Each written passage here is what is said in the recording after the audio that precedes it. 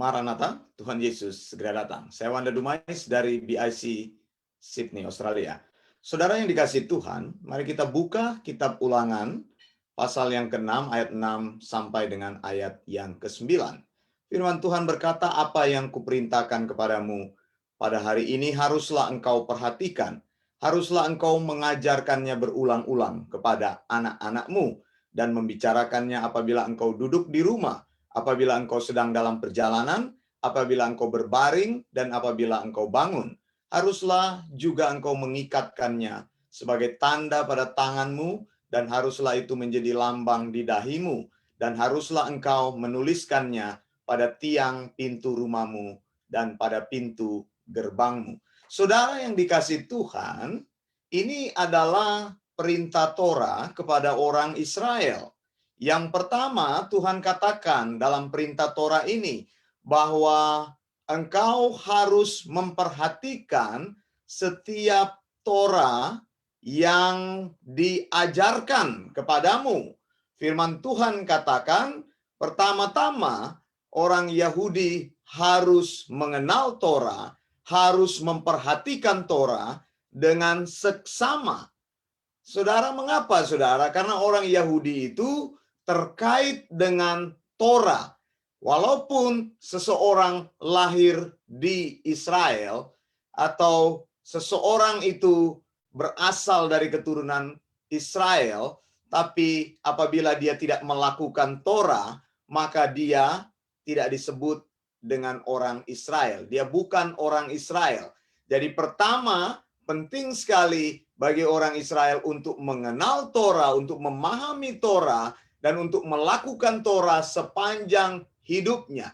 Jadi Torah itu adalah sudah menjadi satu kesatuan, unity dengan hidupnya. Torah itu menjadi suatu cara hidup dan suatu pengenalan bahwa orang itu disebut dengan orang Yahudi karena dia melakukan hukum Torah, mengenal Torah, mengajarkan Torah, dan melakukan Torah.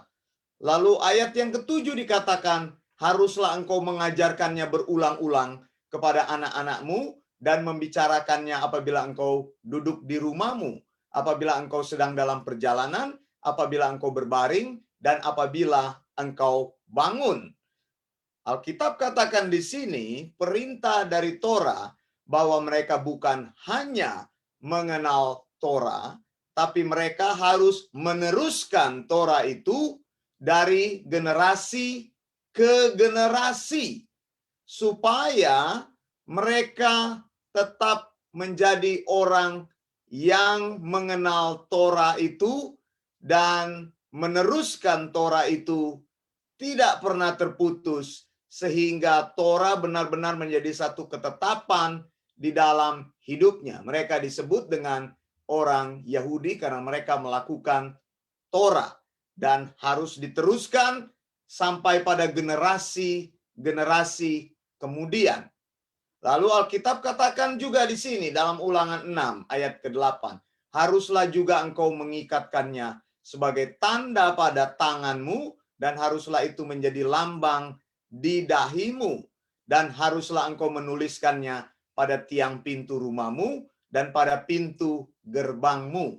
Saudara, perintah Tuhan ini begitu serius kepada orang Yahudi, sehingga kelak mereka memahami perintah ini secara literal.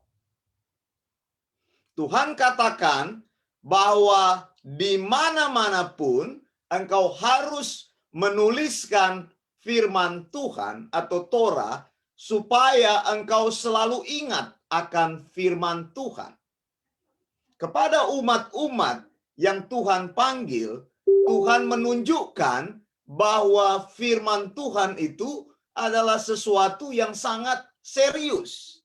Engkau bukan hanya mengenal firman itu, engkau bukan hanya membaca firman itu, engkau melakukan firman itu, dan engkau mengaplikasikan firman itu, serta engkau meneruskan firman itu dari generasi ke generasi. Nah, saudara, yang menarik, saya katakan tadi, orang Yahudi atau orang Israel menafsirkan firman ini dengan literal, sehingga dikenal dengan perkataan tefilin.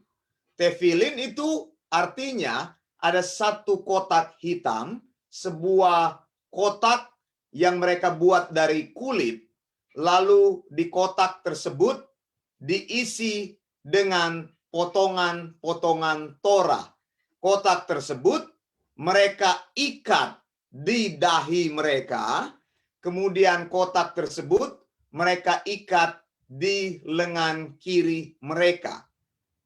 Isinya adalah potongan-potongan Torah atau firman Tuhan. Jadi kalau engkau melihat orang Yahudi di waktu doa, dia memakai kotak hitam di dahinya, lalu dia memakai kotak hitam di tangan kirinya yang diikat di tangan kirinya dengan satu dari kulit, ikatan dari kulit itu, maka itu dinamakan dengan tefilin. Saudara yang dikasihi Tuhan, isi tefilin itu adalah isinya 4 hal. Yang pertama, bahwa orang-orang Yahudi harus selalu mengingat tentang perbuatan Allah yang membawa mereka keluar dari perbudakan di Mesir. Itu yang pertama. Jadi di dalam tefilin itu yang tadi dikatakan engkau harus ikat di dahimu dan di lenganmu, itu isinya potongan dari Torah. Potongan Torah itu berisi tentang pekerjaan Allah, kuasa Allah yang ajaib yang membawa orang Israel keluar dari tanah Mesir, dari tempat perbudakan. Lalu yang kedua, isinya adalah mengenai kewajiban setiap orang Yahudi untuk mengajar anaknya. Jadi bukan hanya mengenal bahwa Allah melepaskan mereka dari Mesir, bahwa Allah yang membuat mujizat-mujizat dalam hidup mereka sehingga mengeluarkan mereka dari tempat perbudakan itu, tapi mereka harus mengajar anak mereka tentang perbuatan Allah yang ajaib itu. Jadi diteruskan dari keturunan kepada keturunan. Makanya dikatakan tadi, ajarkan anak-anakmu berulang-ulang tentang firman Tuhan. Lalu ajarkan kepada anak-anakmu tentang ketetapan Tuhan. Itu yang kedua. Lalu yang ketiga berisi tentang sema. Sema itu adalah pengakuan akan Allah, bahwa Dia adalah Allah pencipta. Begitu kan? Bahwa Dia adalah Allah yang menjadikan kita. Jadi sema Israel itu menyatakan bahwa Allah yang esa itu yang harus kita sembah. Dialah Allah pencipta. Dialah Allah yang menjadikan kita dan membuat kita menjadi orang-orang yang bisa hidup di dunia ini. Pengakuan tentang keberadaan Allah. Lalu keempat, atau sema itu, saya lanjutkan sema itu adalah pengakuan untuk mengasihi Allah dan hidup takut akan Allah. Jadi sema. Tadi yang pertama kades. Kades ada 2 hal. Tadi saya sudah sampaikan, yaitu mengingat segala perbuatan Allah yang telah mengeluarkan mereka dari Mesir, dari rumah perbudakan, kemudian mengajarkan kepada anak-anak mereka tentang hal tersebut, supaya anak-anak mereka juga tahu bahwa Allah itulah yang mengeluarkan nenek moyang mereka dari Mesir, sehingga mereka hidup saat ini, hidup karena karunia Allah, kasih karunia Allah. Lalu mengajarkan tentang perintah-perintah Allah, kemudian ajarkan tentang sema, ajarkan tentang siapa itu Allah, ajarkan orang untuk mengasihi Allah, ajarkan orang untuk takut akan Allah. Kemudian Yang keempat adalah berisi tentang vehaya. Vehaya itu berfokus pada jaminan Allah akan memberikan sebuah upah kepada orang-orang yang melakukan Torah. Jadi vehaya ini adalah bentuk yang praktis. Nah, saudara yang dikasih Tuhan, mengapa saya menunjukkan kitab Ulangan 6 ayat 6 sampai 9 ini kepada kita? Saya ingin menunjukkan bahwa sebagai umat-umat yang mengikut Tuhan, sebagai orang yang dipanggil dalam keselamatan, seharusnya kita mengikuti Tuhan dengan cara yang serius. Sebagaimana Tuhan telah berkata, atau sebagaimana Tuhan telah berfirman kepada orang Israel untuk melakukan firman-Nya, maka hal ini juga bisa menjadi satu aplikasi yang baik sekali bagi orang-orang percaya yang hidup di zaman yang modern ini. Kalau Tuhan katakan kepada orang Israel bahwa engkau harus menuliskan semua firman Tuhan pada tiang pintu rumahmu, pada pintu gerbangmu, sebenarnya ini tidak dimaksudkan secara literal. Tetapi dimaksudkan Tuhan bahwa jangan sampai kita kehilangan akan fokus kita kepada Tuhan. Jadi firman Tuhan harus selalu bisa dilihat dimanapun engkau berada.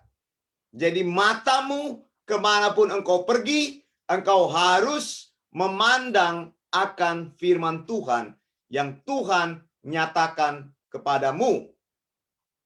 Ini yang dikatakan, dituliskan pada tiang pintu rumahmu, diikat pada sebagai tanda pada tanganmu, dan menjadi lambang di dahimu. Artinya Tuhan mau orang-orang yang mengenal Dia, hidup mereka itu hidupnya penuh dengan firman Tuhan. Mereka mengenal firman Tuhan, memperhatikan firman Tuhan, lalu mereka diajar oleh firman Tuhan itu, dan mereka sanggup mengajarkan firman Tuhan itu kepada generasi-generasi yang ada di hadapan mereka, dan meneruskan kepada generasi-generasi berikutnya. Artinya Tuhan mau kita mengenal sound doktrinnya. Tuhan mau kita mengenal firman-Nya yang benar itu. Dan firman-Nya yang benar itu harus diteruskan dan tidak boleh terputus hanya di atau pada saat kita hidup. Sound doktrin itu harus diteruskan dari generasi ke generasi supaya orang mengenal ajaran-ajaran Tuhan yang tidak berkompromi itu, yang tidak tercampur dengan segala ajaran-ajaran yang menyesatkan, dan ajaran-ajaran yang sehat itu harus mempengaruhi hidup kita. Dikatakan oleh firman Tuhan, engkau harus memperhatikan ini. Saya mau tunjukkan aplikasi yang bagus sekali bahwa orang Israel mengenal 4 pola Torah itu.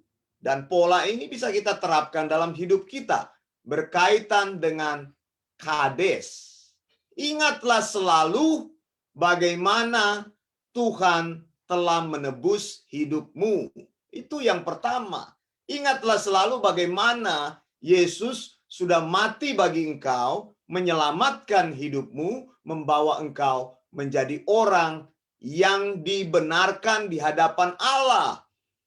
Jadi apapun yang engkau lakukan, engkau harus ingat, saya adalah orang yang sudah lahir baru karena Yesus telah mengorbankan hidupnya bagi saya. Sehingga keselamatan itu adalah keselamatan yang harus saya ingat baik-baik, bahwa saya ada hari ini karena saya telah ditebus oleh darah Yesus.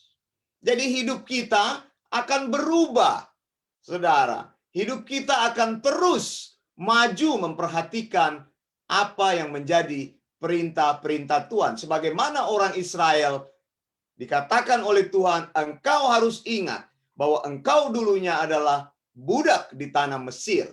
Dan engkau ditebus Tuhan dengan cara yang ajaib. Dikeluarkan Tuhan bukan karena kekuatanmu. Engkau tidak bisa apa-apa di sana. Engkau tidak mampu untuk mengeluarkan dirimu dari rumah perbudakan itu. Tapi akulah Tuhan yang memberikan kasih karunia. Dan aku mengangkat engkau, menarik engkau keluar. Tidak peduli kuasa apapun yang menahanmu. Tapi dengan kuasaku aku menyelamatkan engkau dari Mesir. Nah, orang Israel selalu mengasosiasikan hidupnya bahwa Allah lah yang telah mengeluarkan mereka dari rumah perbudakan. Ada baiknya kita juga sebagai umat-umat Tuhan yang hidup di Perjanjian Baru mengenal hal-hal tersebut. Ucapan syukur yang selalu keluar dari hidup kita. Pertama kali, terima kasih Tuhan, karena Engkaulah yang menyelamatkan hidup saya. Kalau Engkau tidak menyelamatkan hidup saya, maka saya tidak mempunyai kuasa untuk menyelamatkan hidup saya sendiri. Dan saya belum menjadi orang yang dibenarkan apabila Engkau tidak membenarkan hidup saya. Sehingga setiap kali kita hidup di dunia ini, kita mengingat kasih Tuhan yang besar dalam hidup kita, dan kita akan selalu menghormati dan memuliakan Allah di dalam segala sesuatu. Itulah yang dikatakan oleh Tuhan, firman yang selalu dilihat dengan mata. Ya, tidak ditafsirkan secara literal, bukan saudara akan tempelkan ayat di mana-mana di dalam rumahmu, entah di depan rumah, engkau buat ayat besar-besar, gantung di kamarmu, di pintu kamar, di ruang tamu. Bukan itu, saudara. Tapi firman yang kita mengerti dan kita hidupi di dalam hidup kita.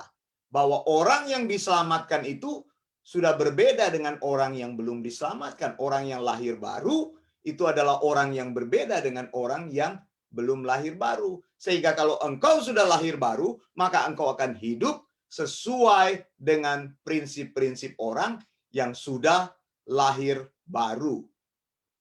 Kemudian saudara, firman Tuhan katakan bahwa engkau atau kita harus mengajarkan firman Tuhan ini berulang-ulang kepada anak kita. Kita harus membicarakan firman Tuhan ini di dalam segala sesuatu. Apabila engkau ada di rumah, apabila engkau sedang dalam perjalanan, apabila engkau sedang berbaring, apabila engkau sedang bangun, ini menunjukkan bahwa orang percaya hidup dari sound doctrine. Orang percaya mengenal sound doctrine, orang percaya mempraktekkan sound doctrine dalam hidupnya. Sehingga tidak ada satu bagian pun dari hidup kita di mana kita hidup dengan cara hidup kita sendiri. Firman Tuhan menguasai hidup kita sehingga kita menjadi orang yang selalu mempraktekkan sound doctrine itu dan meneruskan sound doctrine itu kepada siapapun, dalam keadaan apapun, dan dimanapun. Makanya saudara, di sini penting sekali. Apabila kita mengajarkan firman Tuhan itu, kita harus menjadi orang-orang yang pembelajar. Amin. Bagaimana mungkin kita mengajarkan firman Tuhan itu kalau kita tidak belajar? Bagaimana mungkin kita mengajarkan sound doctrine itu kalau kita sendiri tidak pernah mempelajari sound doctrine? Saudara tidak bisa mengaplikasikan firman Tuhan tanpa mengenal standar firman Tuhan. Kita tidak bisa melakukan apapun kalau kita tidak mengenal dengan jelas apa yang diajarkan oleh sound doctrine. Dan sound doctrine ini harus diteruskan. Pertama kali Yesus memulai pelayanannya, Yesus mencari murid-murid. Yesus tidak melakukan pelayanan-pelayanan spektakuler, pukul sana, pukul sini, seperti Paulus katakan, petinju yang sembarang saja memukul. Tidak seperti itu. Yesus mempunyai target. Dia mengajar murid-muridnya selama 3,5 tahun. Karena dia hidup ketika dia memulai pelayanan umur 30 dan dia meninggal kurang lebih umur 33,5 tahun. Begitu, katakanlah seperti itu. Dan ingat, saudara, ketika dia memanggil Paulus juga, Paulus tinggal di Arabic Peninsula itu selama 3 tahun. Di sanalah Tuhan mengajar dia. Ada kurun waktu tertentu. Begitu. Jadi engkau perlu belajar dengan baik supaya engkau sanggup mengajar. Firman Tuhan katakan haruslah engkau mengajarkannya berulang-ulang kepada anakmu. Bagaimana kita mau mengajar sedangkan kita sendiri tidak pernah mempelajari sound doctrine itu. Itu sebabnya saya berulang-ulang katakan, mari belajar sound doctrine. Mengapa? Karena tidak cukup engkau mengenal bahwa Tuhan adalah Tuhan yang menyelamatkanmu. Tapi engkau harus tahu bagaimana mengajarkan Tuhan yang menyelamatkan kita itu kepada orang-orang yang belum mengenal akan Tuhan yang menyelamatkan itu. Amin, saudara. Dan dikatakan oleh Alkitab, harus dibicarakan dimanapun, dalam kegiatan apapun. Entah engkau duduk, entah engkau dalam perjalanan, engkau melakukan aktivitas, entah engkau berbaring, entah engkau bangun, di dalam segenap hidupmu tidak ada satu aktivitas pun yang terputus dengan sound doctrine. Inilah yang dinamakan hidup dari iman. Jadi hidup dari iman itu bukan membual, bukan cerita bahwa saya hari ini tidak punya apa-apa, lalu karena Tuhan saya bisa hidup, saya tidak punya uang untuk bayar kontrakan rumah, tapi saya hidup oleh iman, Tuhan memberikan saya berkat, lalu saya bisa bayar kontrakan rumah, saya tidak punya uang untuk bayar uang sekolah, lalu Tuhan memberkati saya hidup oleh iman. Bukan itu hidup oleh iman. Hidup oleh iman adalah hidup di dalam sound doctrine. Dalam apapun yang kita lakukan, kita hidup oleh prinsip-prinsip sound doctrine. Katakan amin. Amin, saudara. Jadi itu tidak ada satu ruang pun yang kita buka untuk kita hidup mengandalkan diri kita sendiri. Hidup kita oleh karena iman, dari iman kepada iman, from faith to faith. Itu maksudnya. Jadi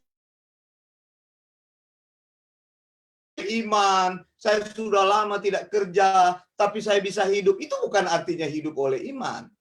Itu cerita tentang hidupmu.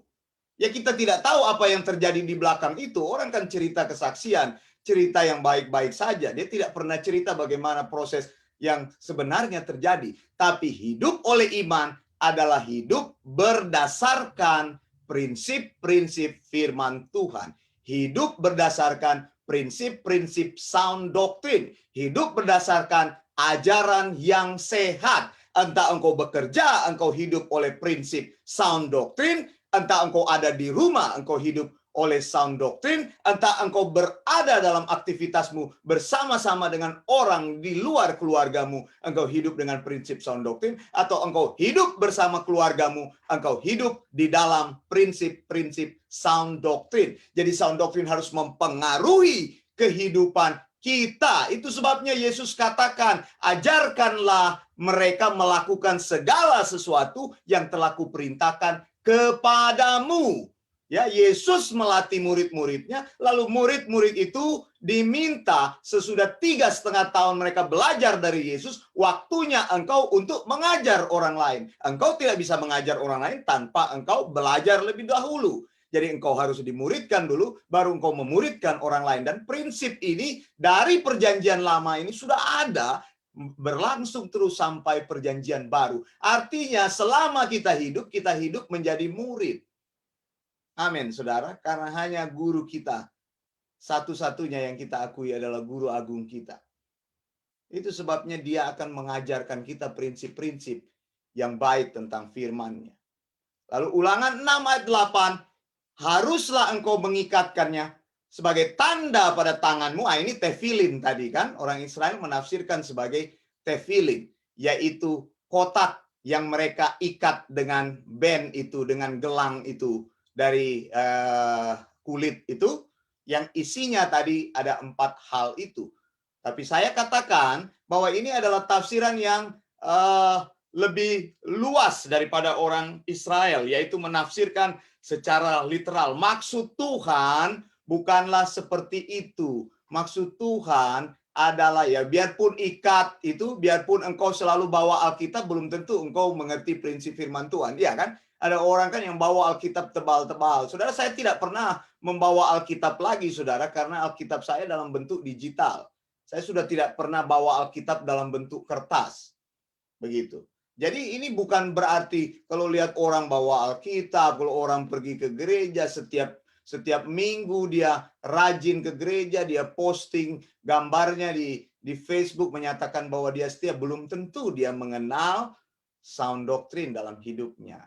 Jadi maksud Tuhan, ya bisa saja secara literal. Orang Yahudi mengenal ini sehingga mereka selalu takut akan Tuhan. Karena mereka kan biasanya manusia belajar dari apa yang dia lihat, visualisasi. Makanya Tuhan memberikan visualisasi. Tapi Alkitab katakan di sini, ikat pada tanganmu sebagai tanda di tangan kiri dan haruslah menjadi lambang di dahimu. Bukan hanya sekedar menjadi tefilin, tapi menjadi satu dengan sound doctrine itu.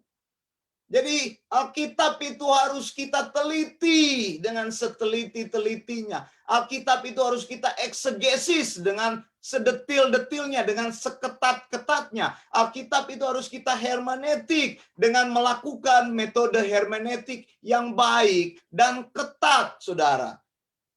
Ya, saya sudah melihat ada orang yang sudah tulis buku dari Kejadian sampai Wahyu. Tapi ya dia tidak hidup dari prinsip itu. Begitu, ini bukan keahlian engkau menafsir Alkitab dari Kejadian sampai Wahyu. Ternyata orang ini tulis buku cuma fungsinya untuk dijual karena dia hidup dari situ. Firman Tuhan itu dieksegesis dan hasilnya itu untuk kita sendiri. Untuk kita hidupi, untuk kita aplikasikan dalam hidup kita. Jadi ajaran yang benar, sound doctrine, akan menghasilkan prinsip hidup yang benar dalam hidup kita. Dan kita menjadi orang-orang yang sound dalam hidup kita. Karena apa? Kita mengenal ajaran yang benar itu dalam hidup kita. Amin, saudara. Inilah yang dimaksud Tuhan. Lalu Tuhan katakan, tuliskan pada tiang pintu rumahmu, pada pintu gerbangmu. Dimanapun firman Tuhan menguasai hidupmu, harus engkau lihat. Artinya harus engkau proyeksikan dalam hidupmu. Menjadi orang-orang yang alkitabiah dalam hidup ini. Amin, saudara. Sudahkah engkau menjadi orang yang alkitabiah dalam hidupmu? Bagaimana caranya Pak Wanda jadi orang Alkitabiah? Jadi orang yang Alkitabiah adalah orang yang belajar prinsip sound doctrine. Tanpa belajar prinsip sound doctrine, tanpa mempelajari prinsip firman Tuhan dengan benar, maka engkau tidak akan pernah menjadi orang Kristen yang Alkitabiah. Melakukan tafsiran yang ketat terhadap Alkitab dari Kejadian sampai Wahyu. Jadi ini penting sekali. Tefilin ini sangat luar biasa, ya saudara. Dan engkau akan selalu mempunyai sema. Saya sudah bilang sema orang Kristen itu ada di Roma 10 ayat 9 sampai 10. Jika kamu mengaku Yesus Kristus adalah Tuhan dan percaya dalam hatimu bahwa Allah telah membangkitkan dia dari antara orang mati, maka kamu akan diselamatkan. Karena dengan mulut orang mengaku dan dibenarkan, dan dengan hati orang percaya dan mengalami keselamatan. Mulutnya mengaku, hatinya percaya. Jadi bukan hanya pengakuan dari mulut saja. Iman itu timbul dari pendengaran dan pendengaran oleh firman Tuhan. Jadi kalau saudara tidak mendengar sound doctrine, ya bagaimana imanmu akan tumbuh? Hiduplah dari prinsip-prinsip firman Tuhan. Lalu dikatakan juga prinsip keempat tadi dalam tefilin itu vehaya.